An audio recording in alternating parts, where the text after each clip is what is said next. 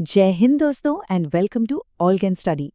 आज हम बात करने वाले हैं भारत के उन नए रेंट अग्रीमेंट नियमों की जो मकान मालिकों और किराएदारों दोनों के लिए सब कुछ बदलने वाले हैं। देखिए, सालों से किराए के बाजार में एक अजीब सी खींचतान चलती आ रही थी। एक तरफ था मनमाना किराया और रातों रात घर खाली करने का डर, तो दूसरी तरफ नियमों की कोई स्पष्टता नहीं थी। लेकिन अब इस सब को बदलकर एक नया साफ सुथरा सिस्टम लाया गया है। तो चलिए एक एक करके समझते हैं कि इस नए सिस्टम में क्या क्या है। हम देखेंगे कि पुराने झगड़ों को कैसे सुलझाया गया है, एग्रीमेंट कैसे डिजिटल हो गए हैं, पैसे के लेन देन के क्या नियम हैं, घर खाली करवाने की प्रक्रिया क्या है और सबसे ज़रूरी, दोनों के अधिकार और जिम्मेदारियां क्या हैं। तो सबसे पहले ये सवाल उठता है कि भाई ये नए नियमों की ज़रूरत पड़ी ही क्यों? मतलब पुराने सिस्टम में आखिर ऐसी क्या दिक्कतें थीं? असल में पुराना सिस्टम कई समस्याओं से भरा हुआ था। मकान मालिक कभी भी किराया बढ़ा देते थे, डिपॉजिट के नाम पर भारी भरकम रकम मांग लेते थे और किराएदारों के सर पर हमेशा अचानक घर खाली कराए जाने की तलवार लटकती रहती थी। इन सब की वजह से दोनों पक्षों में बहुत तनाव था। इसीलिए इन नए नियमों का सीधा सा मकसद है किराए के बाजार में सबको बराबरी का मौका देना, पारदर्शिता लाना और एक मजबूत कानूनी ढांचा तैयार करना। तो अब जब हमें प्रॉब्लम समझ आ गई है, तो चलिए इसके सबसे बड़े सॉल्यूशन पर चलते हैं, जो विश्वास की एक नई नींव रखता है। देखिए, सबसे बड़ा और सबसे जरूरी सुधार है पारंपरिक स्टैम्प पेपर के झंझट को खत्म करना। अब सब कुछ डिजिटल होगा, जिसे कहते हैं डिजिटल स्टैंपिंग। इसका मतलब है कि हर रेंट अग्रीमेंट अब ऑनलाइन रजिस्टर होगा, जिसका एक ऑफिशियल डिजिटल रिकॉर्ड बनेगा। इससे धोखाधड़ी, जाली कागजात और गलत जानकारी देने जैसी सारी परेशानियां खत्म हो जाएंगी। और ये सिर्फ सुविधा के लिए नहीं है, ये सुरक्षा के लिए है। नया कानून साफ कहता है कि सबसे पहले एक लिखित रेंट एग्रीमेंट बनाइए, फिर उसे ऑनलाइन सब रजिस्ट्रार के पास जमा कीजिए और ये पूरी प्रक्रिया एग्रीमेंट पर साइन होने के 60 दिनों के अंदर हो जानी चाहिए। और अगर आप सोच रहे हैं कि चलो छोड़ो, कौन करेगा ये सब, तो रुक जाइए। अगर 60 दिनों के अंदर रजिस्ट्रेशन नहीं हुआ तो 5,000 रुपए का जुर्माना तो लगेगा ही, पर सबसे बड़ी बात, वो अग्रीमेंट कोर्ट में कानूनी तौर पर अमान्य हो जाएगा। चलिए अब बात करते हैं उस टॉपिक की जिस पर सबसे ज्यादा झगड़े होते हैं। जी हाँ, पैसा। इन नए नियमों ने पैसे के लेन देन को भी बहुत साफ कर दिया है। तो वो जमाना अब गया जब सिक्योरिटी डिपॉजिट के नाम पर 10 या 12 महीने का किराया मांग लिया जाता था। अब कानून बिल्कुल साफ है। अगर आप रहने के लिए घर किराए पर ले रहे हैं तो मकान मालिक ज्यादा से ज्यादा सिर्फ 2 महीने का किराया ही सिक्योरिटी डिपॉजिट के तौर पर रख सकता है, बस।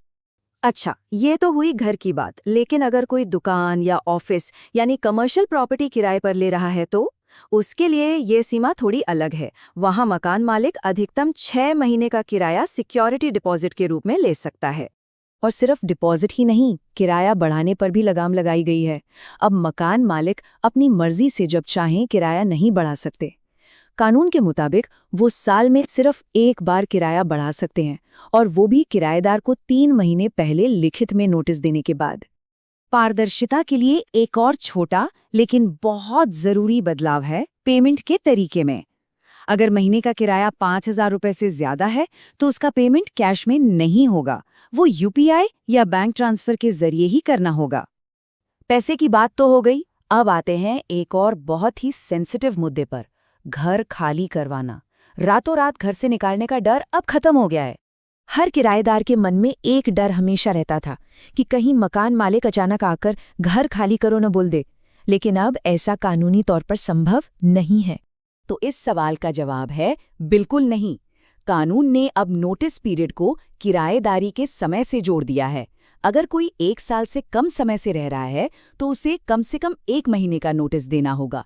1 साल से ज्यादा हो गया है तो 2 महीने का नोटिस, और अगर कोई 5 साल से भी ज्यादा समय से किराएदार है तो उसे 6 महीने का एडवांस नोटिस देना ही होगा। और सिर्फ नोटिस देना ही काफी नहीं है, अब मकान मालिक को एक ठोस और कानूनी वजह भी बतानी होगी, जैसे कि किराएदार ने 2 महीने से ज्यादा से किराया न दिया हो, या बिना पूछे किसी और को घर किराए पर दे दिया हो, प्रॉपर्टी का गलत इस्तेमाल कर रहा हो, या फिर मकान मालिक को सच में खुद रहने के लिए उस घर की जरूरत हो। और हाँ, वो डराने धमकाने वाले तरीके, जैसे परेशान करने के लिए बिजली या पानी का कनेक्शन काट देना, अब वो सब नहीं चलेगा। ऐसा करना अब एक दंडनीय अपराध माना जाएगा। चलिए, अब आखिर में बात करते हैं रोजमर्रा की जिम्मेदारियों की। ये नियम एक ज्यादा संतुलित रिश्ता बनाने के लिए दोनों पक्षों के काम को भी साफ साफ बांटते हैं। अक्सर छोटी छोटी बातों पर बहस होती थी, ये कौन ठीक कराएगा। अब कानून ने इसे भी साफ कर दिया है। छोटी मोटी मरम्मत जैसे बल्ब बदलना, नल की टोंटी ठीक करना या स्विच बदलना, ये सब किराएदार की जिम्मेदारी है। लेकिन कोई भी बड़ी स्ट्रक्चरल दिक्कत या प्लम्बिंग की बड़ी समस्या, उसे ठीक कराने की जिम्मेदारी मकान मालिक की होगी। किराएदार की प्राइवेसी का भी पूरा ध्यान रखा गया है।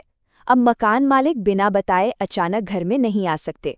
अगर उन्हें प्रॉपर्टी का इंस्पेक्शन करना है तो कम से कम 24 घंटे पहले एक लिखित नोटिस देना जरूरी है। और अगर कोई विवाद हो भी जाए तो सालों तक कोर्ट के चक्कर नहीं काटने पड़ेंगे। किराए से जुड़े मामलों को जल्दी सुलझाने के लिए अब स्पेशल रेंट कोर्ट और ट्रिब्यूनल बनाए जा रहे हैं ताकि फैसला फटाफट हो सके। तो इन सभी बदलावों के बाद सवाल वही है, अब कौन ज्यादा सुरक्षित है, मकान मालिक या किराएदार? सच तो ये है कि ये नियम किसी एक को फायदा पहुंचाने के लिए नहीं है।